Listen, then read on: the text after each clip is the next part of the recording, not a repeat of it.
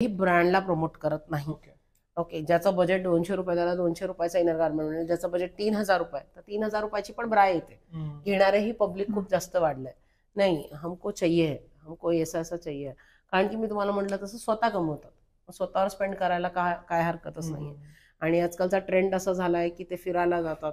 It's a long big big packages, travel packages. तो हमको अलग अलग तरह के कपड़े पहनने, तो बैकलेस, फ्रंटलेस, लेसलेस कपड़ों में वो इनर वेयर भी वैसा चाहिए उनको. सो ट्रेंडी पण झालंय ते, फॅशनेबल आहे.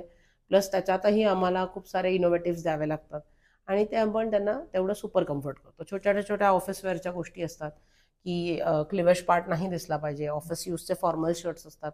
सगळ्या महिलांना ते व्यवस्थित फिटिंग बसत नाही, कारण की प्रत्येक महिलेचा बांधा वेगवेगळा आहे. कुणी जाड आहे, बारीक आहे, उंच आहे, शोल्डर लहान मोठे आहेत. तर हे शोल्डर वरनं पण त्यांचं ते काही स्लिप आउट होत असतं. त्यालाही स्टिक ऑन टेप सारखा अगदी छोटा ऑप्शन आहे. तर she can apply that and she can be a comfortable. Consulting कसं करतो तुम्ही? मी जसं म्हणलं ना, माझ्याकडे मा सरस्वती प्रसन्न आहे, स्कॅनर आहे आणि तुमचं फक्त तुम्हाला सांगायचीच गरज पडत नाही. आम्ही जे सजेस्ट करतो, कन्सल्टिंग म्हणजे काय आहे, आम्ही इथून फॉरेनलाही कन्सल्ट करतो. ती अमेरिकेवरनं इथे येऊ शकत नाही, मी तिकडे जाऊ शकत नाही. त्यांनाही इथून पाठवलेले 40 ब्रा परफेक्ट बसलेले आहेत. एकही ब्रा माझी रिटर्न आजपर्यंत पूर्ण भारतातून आलेली नाही.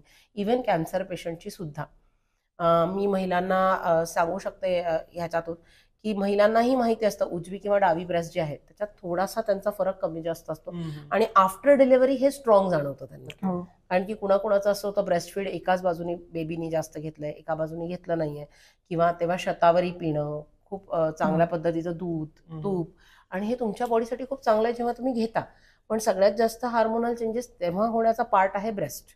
इतरही भागामध्ये होतो, पण ब्रेस्टमध्ये जास्त प्रकर्षाने जाणवतो. तर ह्याच्यानंतर जे सॅगी ब्रेस्ट होतात किंवा त्यांचा साईज चेंज होतो, तर ह्यांना हे लिफ्टअप करण्यासाठी एक सुयोग्य देतो आणि हा ब्रेस्ट वेट आम्ही कमी पण करून दिलेला आहे.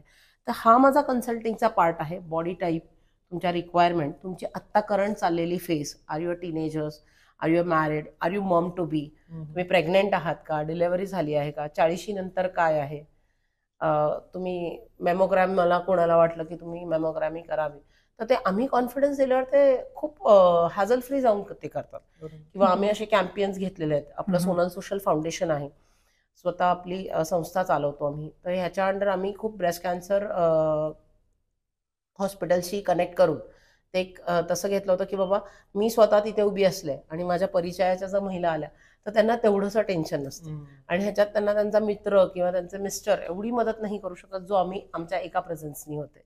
अरे हा दीदी इथे उभी आहे, हां मी करू शकतो. कारण की जसं तुमचा एक्सरे मशीन असतं तर तिथे त्यांना ब्रेस्ट इन करून मग ते सगळं स्कॅन होणार आणि मग ते हे थोडंसं प्रत्येक महिलेला ह्याचा अवेअरनेस नाहीये किंवा हे एवढं ओपन डेंटल चेकअप सारखं सोपं नाही.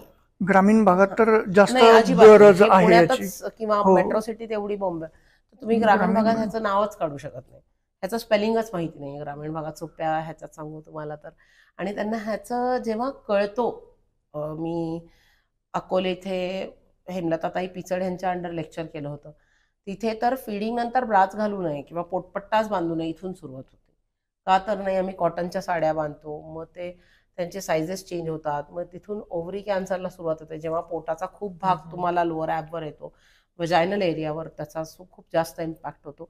हे तुम्हाला सुप्त चालू झालेले त्रास असतात आणि ते हळूहळू होतं. ते असं नाही की आज दुखायला लागलं उद्या लगेच तुम्हाला त्याचं निदान झालं आणि तुम्ही लगेच वाचले. असं कुठल्याही रोगाचं होत नाही, हे प्रत्येकाला माहिती आहे. तेवढं तर